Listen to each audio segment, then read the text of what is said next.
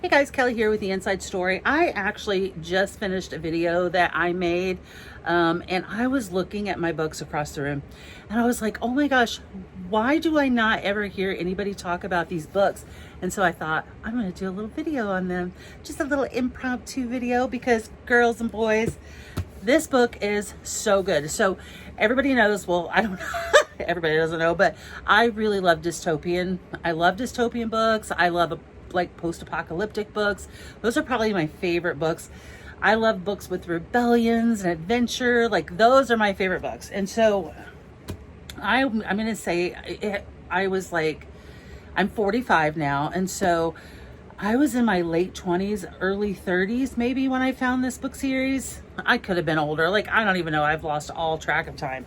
Anyways, I came across this book. It was absolutely gorgeous, and it was by an author I hadn't heard of at the time, but since then I have purchased a lot of her books, and I've read her books, and I really, really like the way she thinks.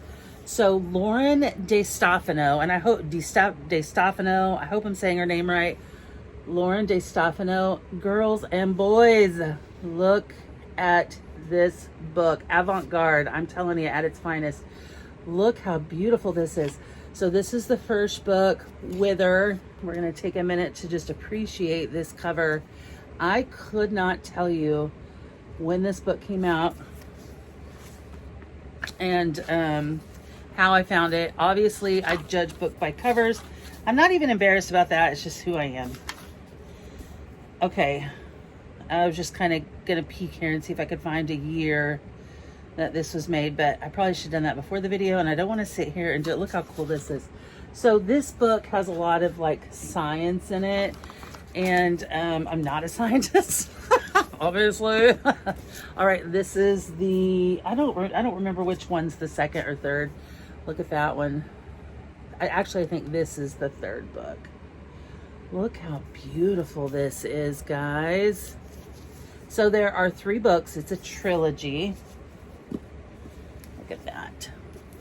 Absolutely gorgeous.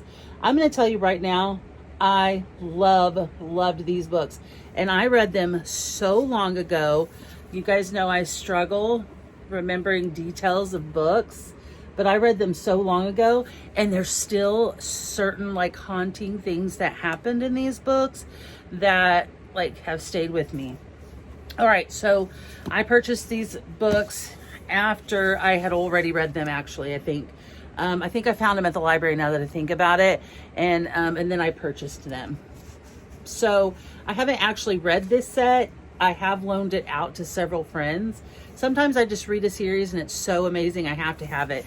And so that was this one. So this book is super awesome. It's in the future, and scientists have perfected the human body. No illness, no sickness. Only problem is that I think women are dying at the age of 19 maybe, and men are dying at the age of, or maybe women are dying at 21 and men are dying at 25. Regardless, their lifespan is cut drastically. So what happens in a world where your population is dying off super fast? The girls are made to have babies, and it's got vibes like I didn't know anything about Handmaid's Tale before I read this, but it's definitely got those vibes, because women are basically just baby making factories. I mean, I'm just going to be honest with you. And I can't remember if there was an issue and a lot of women couldn't get pregnant, but I think that there was something like that. But basically, the second the girl got her period, she was old enough to breed, and they were being kidnapped, they were being sold. And in this particular story, we're going to follow one girl who, her and her twin brother are living on their own. Their mom and dad were scientists, and I can't remember, but they were either killed or they're missing, and she gets taken. So she gets sold kind of like in the black market. She gets kidnapped and then sold to this very wealthy man who has a home and several girls live there, and he's trying to like continue his line because so these women are essentially for his son.